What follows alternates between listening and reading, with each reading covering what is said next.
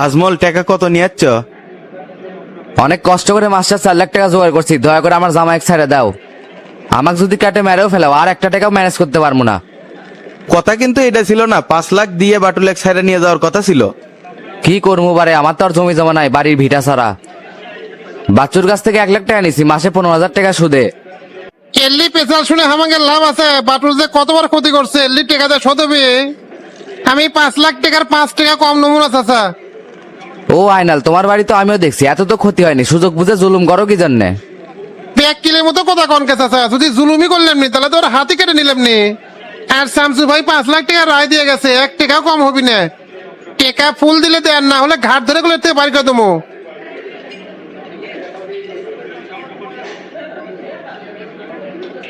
দেখো আজমল, বাটুল যে কাজ করছে তার জন্য তুমি সহ তোমার পুরো পরিবার কিন্তু লজ্জিত। এলাকা থেকে ভাগছে, শালার তো মরণ দশা লেগে গেছে। এই জন্যই তো ভাবে চিন্তা কাজ করতে হয়, তোমার জামাইয়ের তো সেই ধান্দা ছিল না। এ আয়না লে, 4 লাখ টাকাই লে। চাচা কম হয়ে গেল না? আমার তো বিশাল ক্ষতি হয়ে গেছে। চুপ করবে, বেশি কথা কর, যেটা করছিস সেটাই শোন। আসসালামু আলাইকুম ভাই। ওয়ালাইকুম আসসালাম। কি ব্যাপার, হুট করে আবার পুলিশ আসলো কৃষক? ভাই চোর কই, আমরা তো নিয়ে যাওয়ার জন্য আছি। কেবারে মাস্টার, পুলিশ কৃষক নিয়ে যাবে এরকম তো কোনো কথা ছিল না। তুমি যে 5 লাখ দিবার চাই 4 লাখ দিলে, এটা তার জরিমানা, আর ওই যে অপরাধ করছে তার শাস্তি জেলখানা। এটা অন্যায় হয়ে গেল মাস্টার। ভাই এই লোকটা ইঙ্গা পেট্রোল পেট্রোল করিচ্ছে কৃষক, এটাকে গাড়ি তুলবো নাকি? এ হাসান ভাই, এটা পাটুল চোরের শ্বশুর। জামাই করে চুরি, তার জন্যই এত দরদ উঠলে হচ্ছে। ভাই আসামি কোনটা আছে তাড়াতাড়ি দিয়ে দেন, চলে যাই। এই আয়নাল, তুই যা বাটুলে হ্যান্ড ওভার করে দে। আচ্ছা চাচা যাচ্ছি। এ আজমল, তুমি চলে যাও, 1-2 মাস পর এমনি বের হয়ে যাবি নি, কোনো উকিল টুকিল ধরা লাগবি না। হাসান, বেচারার চার্জশিটটাও সেইভাবেই করো, যাতে 2-3 মাসের মধ্যে বের হতে পারে। আচ্ছা ঠিক আছে ভাই।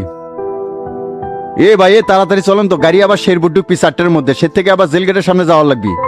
আচ্ছা ঠিক আছে চলেন। ভাই তাহলে আমি চলে গেলাম, ভালো থাকবেন, আসসালামু আলাইকুম। ওয়ালাইকুম আসসালাম।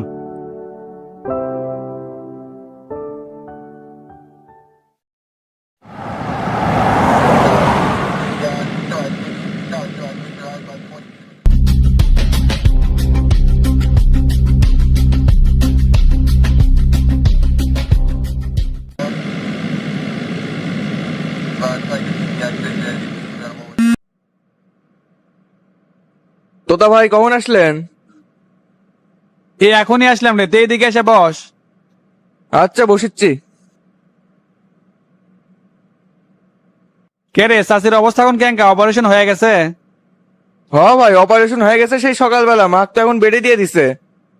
ডাক্তার কি করলো? এখন সব ঠিক হয়ে যাবি তো? অপারেশন সাকসেস হচ্ছে, ডাক্তার কাছে নিয়মিত ওষুধ খেলেই ঠিক হয়ে যাবে। কেরে ডন, ফলগুলো গাড়ি থেকে নিয়ে আসিস নাই? ও সোনা ভাই, আমার তো মনেই নাই। হাই রে বলদ রে, যা তাড়াতাড়ি নিয়ে চলে চাষির রুমে দে। আচ্ছা ভাই যাচ্ছি। হাসপাতালে কোনো সমস্যা হচ্ছে না তো? টাকা পয়সা কি লাগবে? টাকা পয়সারও লাগবে কিনা রিলিজ দেওয়ার দিন বোঝা যাবি ভাই। তে উকিলের সাথে কি কথা বলছিলেন? কথা তো হছেই, কাল পরশু কোর্টে যাওয়া লাগবি। আর সামনের মাসের 8 তারিখে হাজিরার ডেট আছে। সমস্যা নাই ভাই, আমি তো কাছেই আছি, ফোন দিলেই টপ করে চলে যাবো। আর আদালতে কি করা লাগবে না করা লাগবে আমাকে একটু শিখে দিয়েন। চাপ নাই, উকিল সব তো কয়ে দিবিনি, পরশু যা খালি সাইন দিয়ে আসিস। আর চাষি কবে রিলিজ দিবি আমাকে জানাস, কয় টাকা শর্ট থাকে আমি দেবনি। তোতা ভাই, আপনি বলে আগের সে মেলা ভালো হচ্ছেন, কথাবার্তার ডাইজও পরিবর্তন হয়ে গেছে। চাপায় না কম, আর জীবনে বহুত মানুষ দেখছি, তোর মতো ধূত মানুষ দেখি নাই। মাঝখানে যে আচরণ করছিল সারা জীবন মনে থাকবি। বললে চিন্তা ভাবনা বাদ দেন তো ভাই, শামসু ভাইয়ের সাথে থাকেন, চলার পথ এখন ইজি হয়ে যাবে। ভাই আপনারা কি এখন চলে যাবেন? আমার না নিচে যাওয়া লাগলো নি। আরে বস বস, ডন আসুক, একসাথে নিচে নামমনি। আচ্ছা ভাই, তাহলে আপনি একটু বসেন, আমি ডাক্তারের সাথে যাই না কথা কয়ে আসি।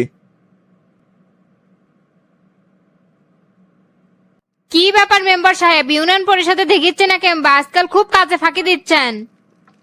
আর কয় না বিউটি, আমি কি এক কাম নিয়ে আসি, দুনিয়ার ঝামেলা নিয়ে থাকা লাগে।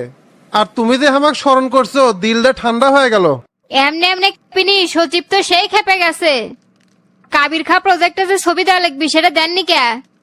আপনার জন্য সব মেম্বারের কাজ আটকে গেছে। সচিব কি প্রতিদিন উপজেলাতে আসবি? ভোলা মেম্বার সোহেল মেম্বার ফোন দেয় রিসিভ করেন নালে কি ভাক্কা শুরু করছেন? কয়টা ফোন রিসিভ করি কও? তোমার এই নাম্বার কি হোয়াটসঅ্যাপ আছে? তাহলে ছবিগুলো পাঠিয়ে দিলাম নি। এতই ব্যস্ত মনে হয় দেশের প্রধানমন্ত্রী। আমার হোয়াটসঅ্যাপে ছবি দেওয়া লাগিচ্ছে না, সচিবের হোয়াটসঅ্যাপে দেন। হোসে বিউটি, তুমি তো দামই দিবার চাচ্ছ না। শফিকের আসন ফাঁকা হলো বলে ওই আসনে এমপি তো আমি হয়ে যাচ্ছি, টেনশন করো না।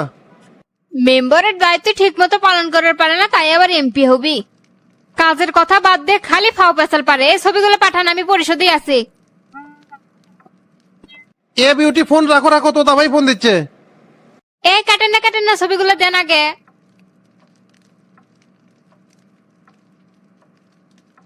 এ হে রে, বিউটির সাথে কথা কথা না আমি ভুলেই গেছিলাম যে ফল নিবে যাচ্ছে। চোদন না সে খাসি বাবা, তো ভাই না আমার জন্য অপেক্ষা করছে।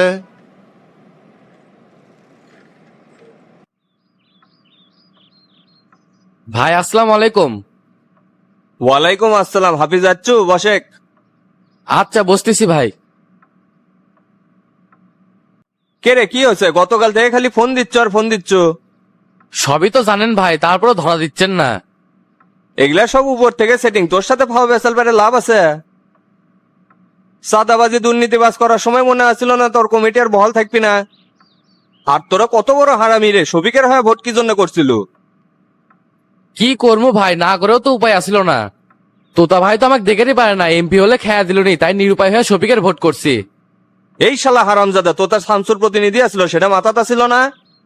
কে রে, দোয়েল পাখি কি জনতা পার্টির মার্কা না? তোরা পাক্কা মাদারসত। যেই পাতা খায় সেই পাতে মল ত্যাগ করিস। আমি এই বিষয়ে কিছু করতে পারবো না, তুই যেতে পারিস। ভাই টাকা পয়সা খরচ করা লাগলে কন, আমি করিচ্ছি, তাও একটা ব্যবস্থা করেন যাতে করে আমাদের কমিটিটা বিলুপ্ত করে না দেয়। সুধীর বেটা, তুই কি আমাকে শফিক পাইছু? টেকার কাছে এই হাবিব বিক্রি হবি না। প্রত্যেক উপজেলায় চিরনি অভিযান চলিচ্ছে, তুই এটার আওতাভুক্ত হয়ে গেছো। এই বিষয়ে আর কিছু করা যাবে না। প্লিজ ভাই একটু নরম হন আমার প্রতি। এই কমিটির বয়স তো বেশি না, মাত্র 7 মাস, বছরও তো পূরণ করে পারলাম না। এই 7 মাসে তো দেখালু রে, 1-2 বছর থাকলে তো এলাকা ধোয়া করে ফেলালু নি রে। তোর নামে প্রত্যেকটা নেতাকর্মী অভিযোগ দিছে, শালার বেটা রাজনীতি করার নামে ধান্দাবাজি করবে রাচ্ছু। এটি বসে থেকে কোনো লাভ হবি না। হাফিজ, তুই এর থেকে চলে যা। হ্যাঁ সালে ক। ভাই আমরা তো সবাই পার্টি অফিসে চলে যাচ্ছি। কে রে, পোলাপান কতগুলো নিয়ে যাচ্ছিস? 20-25 জন যাচ্ছে ভাই। এত কম কে রে? মিলাতে তো ভাই এত লোকজন লাগে না, তাই কম নিয়ে যাচ্ছি। সভাপতি সাহেব আসছে নাকি রে? না এখনো আসেনি, আপনি চলে আসেন, এর মধ্যে আসবিনি। আচ্ছা ফোন রাখে, আমি আসিচ্ছি।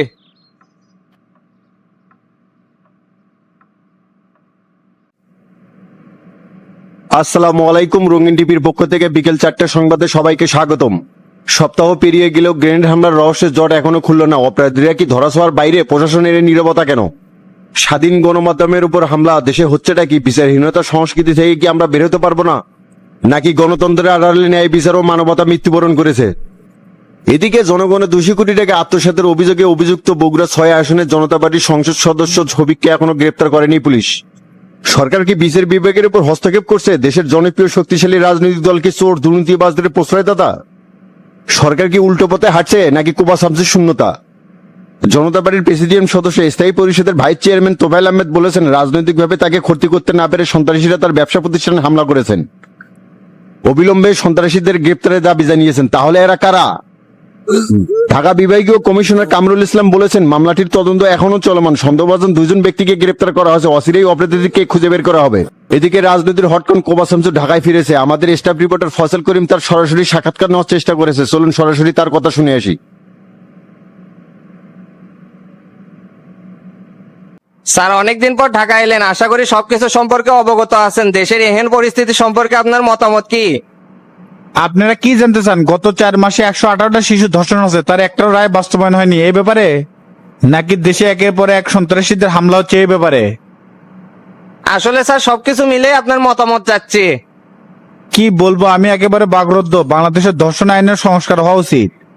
জনগণ তো চায় ধর্ষকের শাস্তি ওপেন হোক, তাহলে এরকম জঘন্যতম কাজ করার সাহস আর কেউ পাবে না। কিন্তু স্যার সরকারে তো আপনিও ছিলেন, এই বিষয়ে কি কোনো উদ্যোগ নিয়েছিলেন? নিয়েছিলাম, কিন্তু সিস্টেমের কাছে পরাজিত হয়েছি। আপনি চিন্তা করতে পারেন, বাংলাদেশের ডিএনএ টেস্টের ল্যাব মাত্র 2টা। 2024 সালের পর থেকে কোনো ডিএনএ টেস্টের রিপোর্ট আদালতে পৌঁছায়নি। দিনের পর দিন কোর্টে মামলা ঝুলে আছে, এর মধ্যে আসামিরা জামিন পাচ্ছে। রায় বাস্তবায়ন হওয়ার পথে বড় সমস্যা এডে। একের পর এক গ্রেনেড হামলা, এগুলো রাজনৈতিক উদ্দেশ্য প্রণীত। সুষ্ঠু তদন্তের মাধ্যমে আসামি গ্রেপ্তার হোক, সেটা আমিও চাই। অন্যায় করলে কেউ ছাড় পাবে না। ইনসাফের জন্য আমরা সবাই জাগ্রত থাকবো। স্যার, গুরুত্বপূর্ণ একটা প্রশ্ন করতে যাচ্ছি। সবসময় তো ব্যক্তিগত বলে এগুলো এড়িয়ে গেছেন। দেশের মানুষ সত্যিটা জানতে চায়, আপনি জনতা পার্টি থেকে পদত্যাগ করলেন কেন? গণতন্ত্রের স্বার্থে নীতি এবং আদর্শের সাথে কখনো আপোষ করিনি। আসলে আমরা পরিবর্তনশীল রাজনীতি চাই, যেখানে নাগরিক নিরাপত্তা ও সামাজিক কাঠামো তৈরি হবে। দেশে গ্রেনেড হামলা এটা কিন্তু সাধারণ ঘটনা নয়। তলে তলে শোনা যাচ্ছে মামুর বাড়ির সাথে নাকি যোগাযোগ হচ্ছে। মামুর বাড়ির ব্যাপারটা তো বুঝলাম না। বৈদেশিক গোয়েন্দার ষড়যন্ত্র জাল সারা বাংলাদেশে ছড়ে গেছে। এদেরকে শক্ত হাতে দমন করতে হবে। দেশের নিরাপত্তা ও স্বার্থে সবাইকে ঐক্যবদ্ধ হতে হবে। আমি পদত্যাগ করছি স্বাধীনভাবে কাজ করতে, বাংলাদেশের রাজনৈতিক ধারা পরিবর্তন করতে চাই। শিক্ষা, স্বাস্থ্য, নিরাপত্তার উন্নতি ও মৌলিক অধিকার নিশ্চিত করতে চাই। সবাইকে সাথে নিয়ে আমি বলতে চাই, রাজনৈতিক ফায়দা নিয়ে ষড়যন্ত্র করবেন না। মনে রাখবেন, বাঙালিরা ভীতু নয়, সাহসী, সংগ্রামী, কারো কিন্তু পিঠের চামড়া রাখবি না। আপনি এই দেশের রাজনীতির আইডল স্যার, অনেক কিছুই আপনার কাছ থেকে শেখার আছে। বর্তমানে আপনার পরিকল্পনা কি? বাংলাদেশে কি নতুন রাজনৈতিক দল গঠন করবেন? আরো শুনতে পারলাম অন্যান্য দল নাকি আপনাকে জোটে নেওয়ার জন্য চেষ্টা করে যাচ্ছে। দেশের প্রয়োজনে সবার সাথেই যোগাযোগ হবে, এটাই তো স্বাভাবিক। রাজনৈতিক দল গঠন করলে মানুষের অধিকার বাস্তবায়ন হয় না, তার জন্য তৃণমূল থেকে কাজ করতে হয়। গত 5 বছর হলে আমি সেটাই করে আসছি। আমার একটা স্বেচ্ছাসেবক সংগঠন আছে, যার নাম শামসু ফাউন্ডেশন। এদের কাজই হচ্ছে মানবতার সেবায় নিজেদেরকে বিলিয়ে দেওয়া। অচিরেই আপনারা ভালো কিছু দেখতে পাবেন। ইনসাফের জন্য সবসময় প্রস্তুত আছি। জাতীয়তাবাদ ও সার্বভৌমত্ব রক্ষায় জীবন দিতেও প্রস্তুত আছি। শামসুর রাজনীতিতে কিসের বার্তা দিল? সত্যিই কি নতুন দল গঠন করতে যাচ্ছে? বাংলাদেশের রাজনীতিতে এক যুগান্তরী পরিবর্তন হতে যাচ্ছে। দেখতে চোখ রাখুন রঙিন টিভির পর্দায়।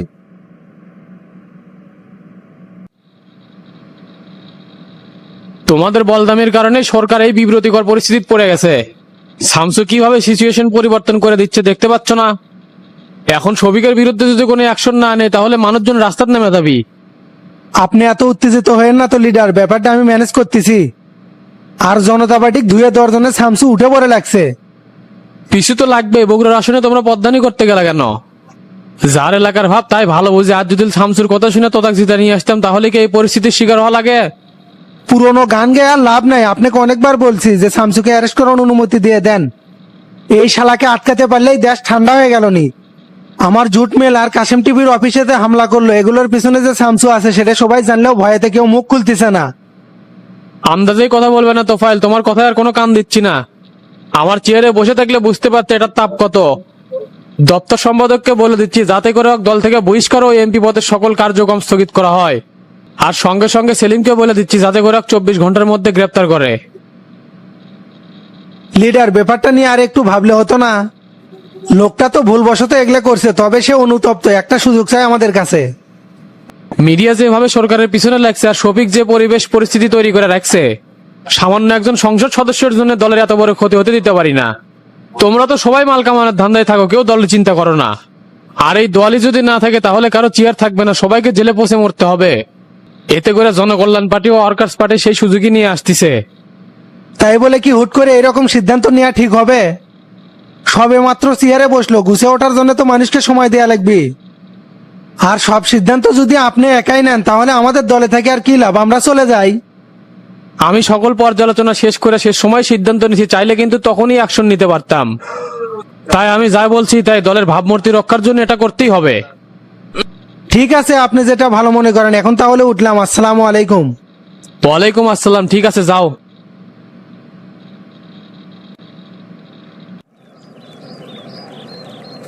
ক্যারে কুটি গেছিল? বাজারে ভাই, একটু দেলুর সাথে দেখা করে আসলাম। খুব দেখি মিল হয়ে গেছে মালখোরের সাথে তোর। যেই দিন চোদনে পড়বো না সেই দিন বুঝবো মাসে কয়দিন যায়। না ভাই, ওই ভালো হয়ে গেছে। মিশে দোষ দিচ্ছেন কি জন্য? হ, কি ভালো হয়ে গেছে জানি। ক্যারে তোকে যে ইউসুফ গুলের ভুসি আনবে গেছিলাম, সেটা আনছু? হে ভাই, আমি তো ভুলেই গেছি। যে জন্য বাজারে গেলে আমার ওনে আনার কথাই মনে নাই।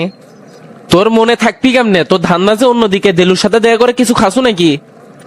না না ভাই, আজকে ফ্রেশ মনে আছি, কোনো কিছুতে টাচ করিনি। আচ্ছা ঠিক আছে, যা মুরগি মাংসটা একটু রান্না করে একটু, আমি সবকিছু করে রাখছি। শালা এই জন্য আমি বাড়ির দেরি করে আসলাম আর আমাকে রান্নার ভাগে ফানালো।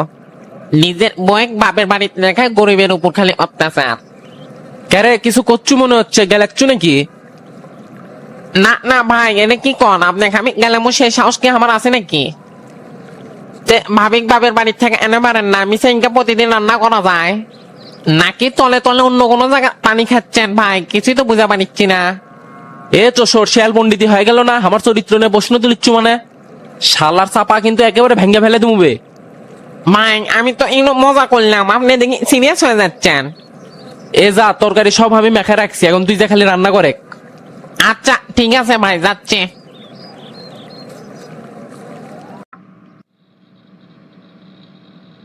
ভাই কি খবর, সভাপতি কি করলো? কাম তো খাম হয়ে গেছে শফিক, কোনোভাবেই লিডারকে ম্যানেজ করতে পারলাম না। কোন কি লিডার কি করছে? এমপির পদ সহ দল থেকে বহিষ্কার, আর 24 ঘন্টার মধ্যে গ্রেপ্তারের পরোয়ানা জারি হয়ে যাবে। এগুলো কি অলক্ষণে কথা করছেন ভাই? এত করে করলে আমি কিছু তো করে পারলেন না। আপনারা তাহলে দলের মধ্যে কৃষক আছেন, সভাপতি এত বড় সিদ্ধান্ত নেয় কিভাবে? এই মিয়া, তোমার অপকর্মের মাত্রা তো লিমিট ছাড়া। আর তোমার ব্যাপারটা নিয়ে পেছন থেকে শামসু যেভাবে ঘুতাচ্ছে, তুমি যদি অন্য জেলার হতে তাহলে তো কোনো চাপই ছিল না। আমি প্রেসিডেন্টকে অনেকভাবেই বোঝানোর চেষ্টা করছি, কিন্তু মানেনি। আমার সাথে অন্যায় করা হলো ভাই, রাজনীতির ফাঁদে পড়ে সর্বশান্ত হয়ে গেলাম। আর শামসু আমার পিছনে লাগছে, আর প্রতিশোধ ঠিকই নেবো। তাহলে ভাই এখন আমি কি করবো, মাথায় তো আসতেছে না। আপাতত গা ঢাকা দিয়ে থাকো আর যোগাযোগ রাখো, কখন কি করতে হয় জানাবো। এটা কোনো কথা হলো ভাই? দল রানিং ক্ষমতায় থাকতে আমাকে পড়ে থাকা লাগবে। আর এই ডিজিটাল যুগে পড়ে থাকা কি এতই সদা? পুলিশ চাইলে যে কোনো সময় গ্রেপ্তার করতে পারে। আপনার না স্বরাষ্ট্র দপ্তরে কথা কন নাকি, যাতে করে অ্যারেস্টও ঠেকান যায়? ওটা আরো কঠিন, সেলিম তো কোনো সিনিয়রকে দামই দেয় না। সভাপতির অনুমতি ছাড়া শামসুকে গ্রেপ্তার করতে বলছিলাম, সেটাই করেনি। স্বরাষ্ট্র দপ্তর আমার আওতায় নেই, ওটা প্রেসিডেন্ট নিয়ন্ত্রণ করে। সবই যদি আপনার আয়ত্তের বাইরে থাকে ভাই, তাহলে জনতা পার্টিতে আপনার অবস্থান কি? আমাকে যদি একটু সাপোর্ট দিতেন ভাই, তাহলে 5 বছরে বগুড়া ধোয়া করে আনতাম। এত করে কিন্তু আপনার ক্ষতি হতো না, মোটা অঙ্কের একটা টাকার ভাগ পেতেন। অত সোজা না, ওটা শামসুর এলাকা। কেউ যদি ধুয়ো করতে চায় তাই নিজেই ধুয়ো হয়ে যাবি। তার বাস্তব প্রমাণ তুমি 1 মাসও টিকতে পারলে না। শামসু যদি এইরকমই বাধা হয়ে দাঁড়ায় ভাই, তাহলে অক বেঁচে রেখে আর লাভ কি? জীবন তো এমনি আমার নষ্ট হয়ে গেছে, অক শেষ করে এবার দম নেবো। এটা যদি করবে পারো শফিক, তাহলে তো তোমাকে আমি মোদ্দা কমো। যাও, যত রকমের সাপোর্ট দেওয়া লাগে আমি দমনি, শামসুকে শেষ করো। আপনার সাপোর্টার লাগতেছে না ভাই, ফোন দিলে খালি না রিসিভ করেন, থাকেন আমি চলে গেলাম। মিসেই কুটি যাবা, তোমাকে কিন্তু পুলিশ ধরে ফালাবি। দেখি কোনটি দেওয়া যায়, পুলিশের হাত থেকে তো বাঁচা লাগবে। কে রে এত রাতে কেন ফোন দিল, দেখি ধরি তো। হ্যালো। আসসালামু আলাইকুম রহমতুল্লাহি ওয়া বারাকাতু। ওয়ালাইকুম আসসালাম। বাবাজি, আল্লাহ পাকের রসুলে আল্লাহ পাকের রহমতের দুখানা কত কদম বলিব, যে কত কদম শুনিলে তোর মঙ্গল হবে, দুনিয়ার বুকে শান্তি পাবি। তাই নাকি? তে আপনি কেন করছেন? বাবাজি, মহান আল্লাহ তাআলার রহমত নাযিল হয়েছে তোর উপরে, তাই তো জিনের বাচ্চা হয়ে উপকার করার জন্য পাগলা হয়ে গেছি। বাবাজি কি চাস আমার কাছে? আপনি সত্যি জিন করছেন? তো জিনরা আবার ফোন ব্যবহার করে কেমনে? বাবারে, জিনেরা পৃথিবীর বুকে সবই করে পারে, দুনিয়ার ধন সম্পদ কোনটি আছে সবই দেখতে পায়। তোকে ভালো লাগছে তাই ফোন দিছি। যদি তুই আমাকে দেখতে পাস তাহলে ভয় পাওয়া যাবো, আর এই কথা যদি অবিশ্বাস করিস তাহলে অমঙ্গল হবি, ধ্বংস হয়ে যাবো। না বাবা, আমি বিশ্বাস করছি। আপনি কোন? পৃথিবীর বুকে দুনিয়ার বুকে পবিত্র মাজারকে ওসিলা করে আল্লাহ পাকের মাটির নিচকে 7টা হাড়ির সম্পদ তোকে দান করে দিছে। কি করছেন বাবা? 7টা হাড়ি সম্পদ আমার কপালে আছে। বাবাজি, আমরা জিনারা সবই বুঝতে পারি, এখন কি তুই এই 7 হাড়ির সম্পদ লিবে চাস? হ্যাঁ বাবা, আমার সেই অভাব, টাকা পয়সা খুবই দরকার। এই 7টা হাড়ি সম্পদ কুটি আছে। বাবারে, আল্লাহ পাকের রহমতের জিনিস পাবার গেলে তোকে কিছু সত্য মানে চলা লাগবে, তুই কি সেটা করে পাবো? হ্যাঁ বাবা, ওই সম্পদগুলো পাওয়ার জন্য যত কঠিনই হোক শর্ত আমি পূরণ করে পারবো। তাহলে আল্লাহ পাকের হুকুমে এই পবিত্র মাজারকে ওসিলা করে তোকে 5 ওয়াক্ত নামাজ ও দান সদকা করতে হবে। আমি পারমু বাবা, আজ থেকে নামাজ শুরু করে দেবো। আর দান সৎকার কি করা লাগবে? বাবাজি, মহস্তান পাগলা বাবার মাজারে একটা খাসি জবাই আর গরিব দুঃখীদের বস্ত্র দান করা লাগবে। আর কি কি করা লাগবে বাবা? বাবাজি, আমাদের জিনের মধ্যে বহুত নিয়ম নীতি থাকে, সেই নিয়ম নীতির মধ্যে থেকে ধন সম্পদ পাবার গেলে তোকে একটা কঠিন পরীক্ষায় উত্তীর্ণ হওয়ার লাগবে। যত কঠিন পরীক্ষাই হোক বাবা, আমি পারমু। আপনি কোথায় থাকেন?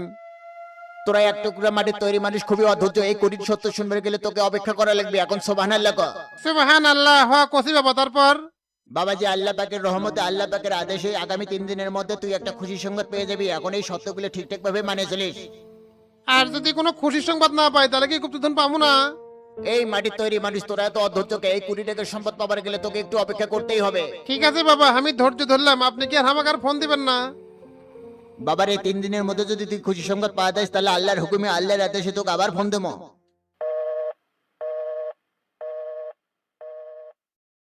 হাই রে বাবা, এটা আমি কি শুনলাম? আমি বলে ধন সম্পদ পাবার যাচ্ছে। না বাবা, জিন বাবা কাউকে কবার না করছে, কোলে আমার ক্ষতি হবে, এটা গোলাপিকেও কওয়া যাবি না। এখন তাড়াতাড়ি শুতে পড়ি, সকাল সকাল ওটা লাগবে।